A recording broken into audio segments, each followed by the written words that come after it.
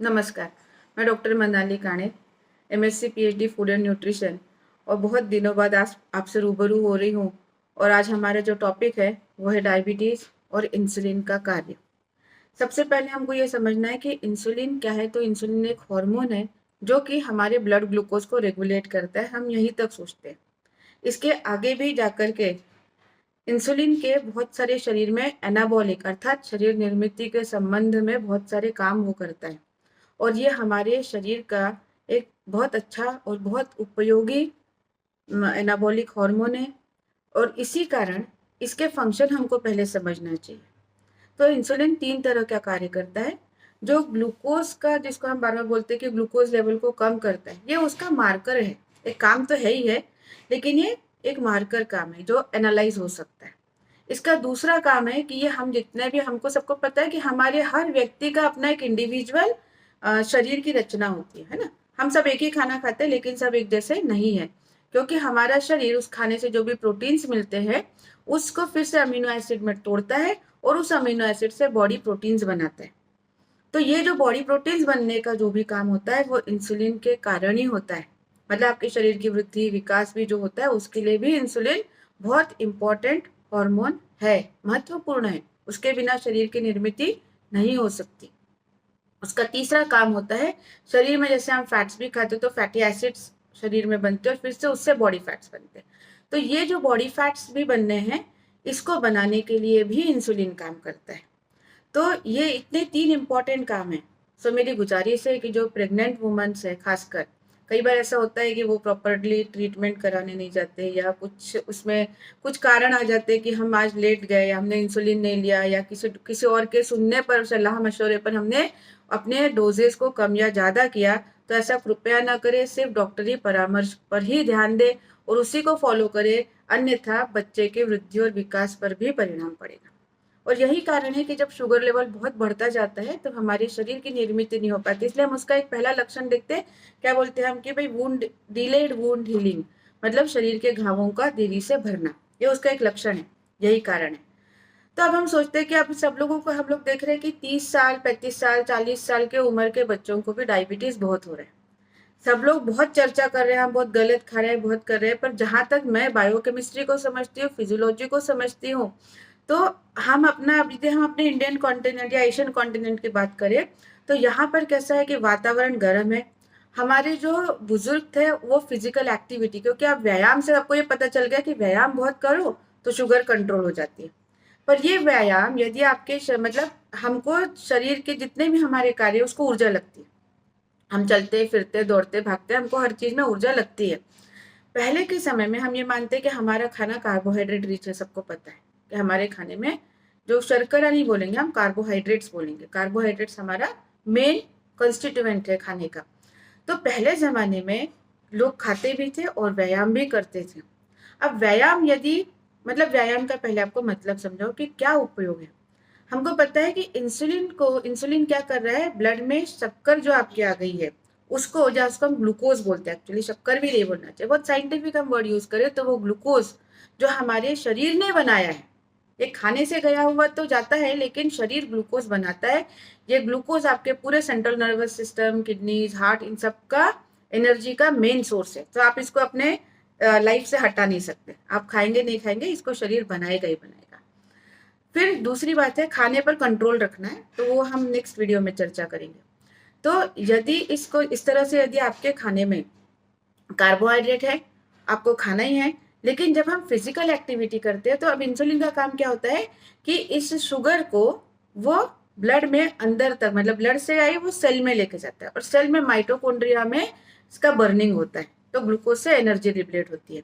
मतलब इसका काम है पेनिट्रेशन कराना। इंसुलिन का काम है कि ग्लूकोज के मोइटी को सेल में पेनिट्रेट कराना। तो ये काम जब आप रेगुलर फिजिकल एक्टिव रहते हो, अब छोटी मोटी एक्टिविटी 5-5 मिनट बैठना ऐसा नहीं, एक जो लॉन्ग ड्यूरेशन जिसको हम एक्टिविटीज बोलते हैं, जब आप वो करते हो तो आपके शरीर को इंसुलिन की आवश्यकता कम पड़ती है सेल में पेनिट्रेशन के लिए। आजकल के समय में बच्चों को हम हर चीज हाथ में देने लगे हैं, उनका फिजिकल एक्टिविटी बहुत कम हो गया है। और यही कारण है कि फिर वो जो नेचुरल प्रोसेस है जिसमें इंसुलिन की जरूरत बहुत कम पड़ती है अंदर पेनिट्रेशन के लिए, और इंसुलिन अपने बाकी के काम करता है। तो ये भी एक लोड हमारे शरीर पर बहुत ज़्यादा है। बचपन से ही हमारे इंसुलिन को, पेंक्रियाज को बहुत ज़्यादा इंसुलिन सिक्रीट करना पड़ता है for the normal physical activities, जो कि पहले समय में नहीं था। हमारे एज में भी हमने बहुत काम किया। अभी आजकल के बच्चे आप देखिए, हम जिम्मेदार हैं और हम बोलते हैं हमारा खाना जिम्मेदार है, वातावरण जिम्मेदार है। नहीं, फिजिकल एक्टिविटीज लाइफ से जारी है। एक समय बहुत व्यायाम करते हैं, बाकी समय पूरे टाइम बैठे रहते हैं, ऐसा नहीं है। आपको पूरे टाइम चलते रहना है। आपको हर एक घंटे बाद आपको लाइफस्टाइल, इसलिए इसको लाइफस्टाइल डिसऑर्डर बोला गया है, क्योंकि आपको अपने जीवन शैली को सुधारना है। आपको चलना है, फिरना है, और हर चीज बहुत मीठा, फ्रूट जूसेस, इनको अवॉइड करना है।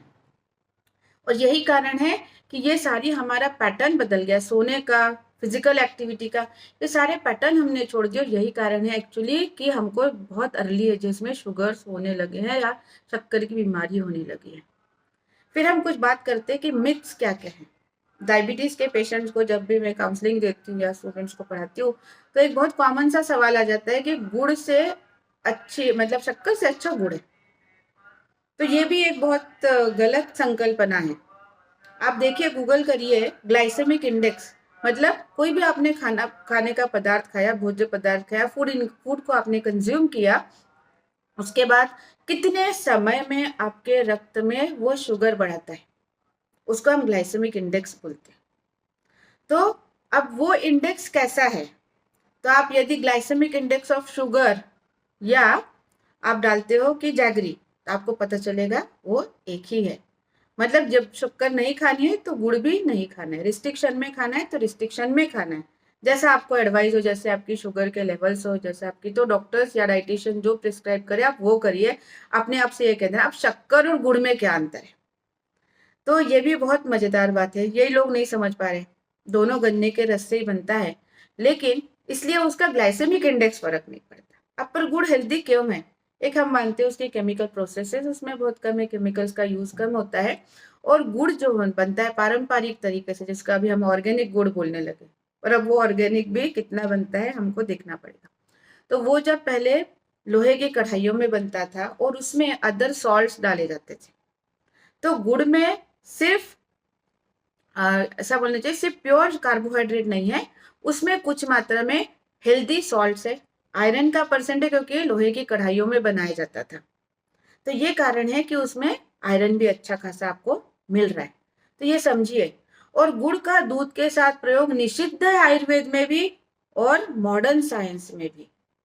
एक्चुअली दूध और गुड़ नहीं लेना चाहिए, पर अब गुड़ की चाय, आप ब्लैक टी बनाइए उसमें गुड़ ही डालिए, बहुत हेल्दी है। आप काढ़ा बनाते हो उसमें आप गुड़ डालिए, लेकिन दूध में गुड़ डालना, क्योंकि कोई भी सॉल्ट यदि दूध में डाला जाए तो दूध का जो फटना है, इसको हम केमिस्ट्री में लेते हैं, फूड केमिस्ट्री में आता है ये सब, तो उसका पीएच चेंज हो जाता है, तो फिर वो हमारे पेट में ठीक से फट ही नहीं पाता दूध।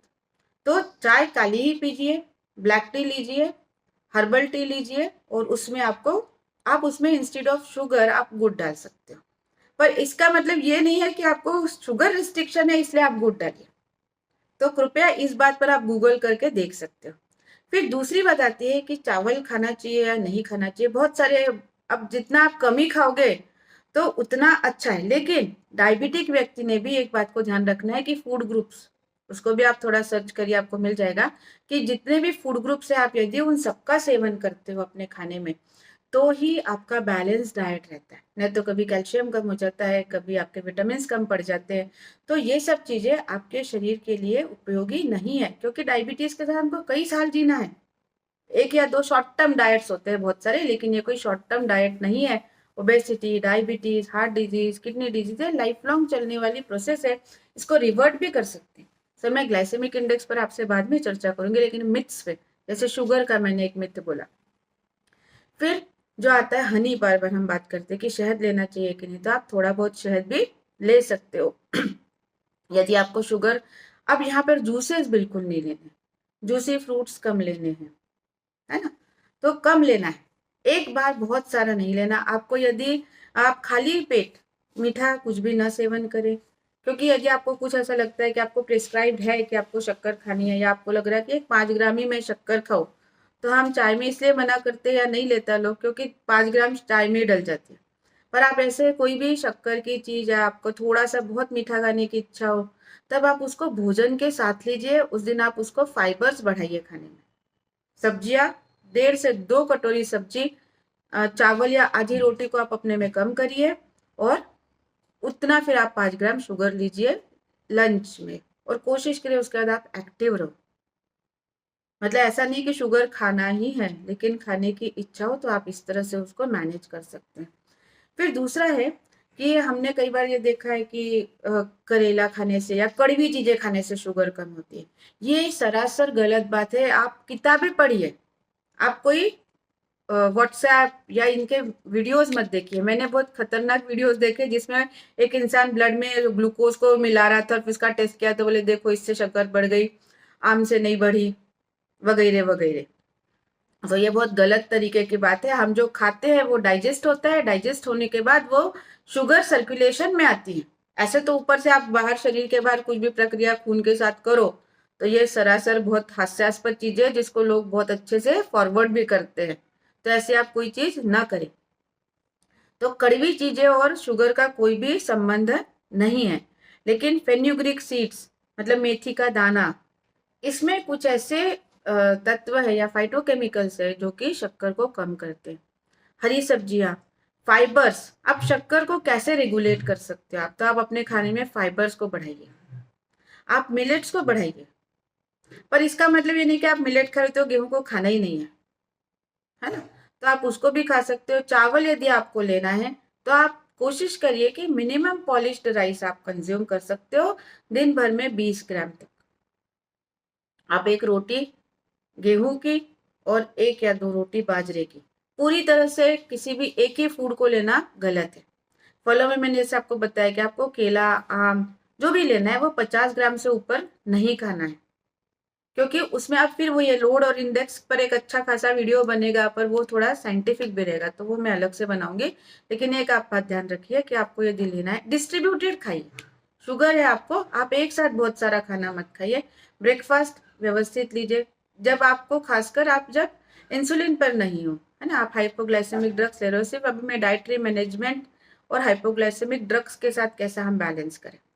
तो हम इस तरह से चीजों को कर सकते हैं कि आपको खाने में फाइबर्स बढ़ाइए, हरी सब्जियां बढ़ाइए।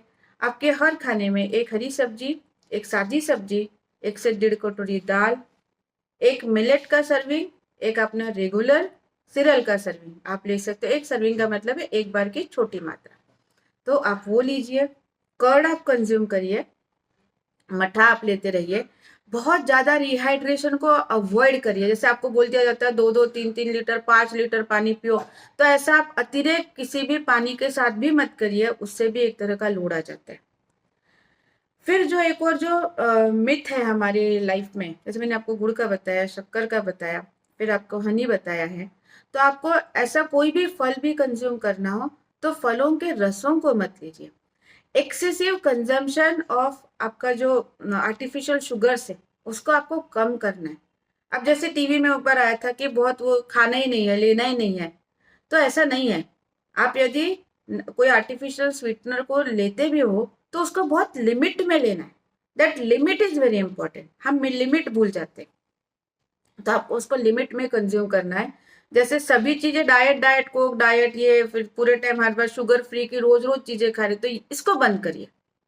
पर आपको शुगर फ्री पूरी तरह से बंद करने की जरूरत नहीं है, ना ले तो बहुत अच्छा, वही रिकमेंडेड है। लेकिन यदि ऐसा होता है, मैंने वही बोला, हमको जीना है इसके साथ, तो आपको यदि ऐसा लगता है कि मीठा बहुत खाने की इच्छा हो रही है और आप उसमें एक आध बार शुगर फ्री डालते हो दिन में एक आध बार, जैसे चाय में 1 कप चाय बनाई है उसमें एक बार शुगर फ्री, तो वो सेफ है। लेकिन बहुत ज्यादा डालोगे तो गड़बड़ है, बार बार बहुत यूज करोगे तो गलत है। तो इस तरह से आपको अपने खान पान का ध्यान रखना है और डायबिटीज को के साथ बहुत हेल्दी लाइफ जीनी है। धन्यवाद।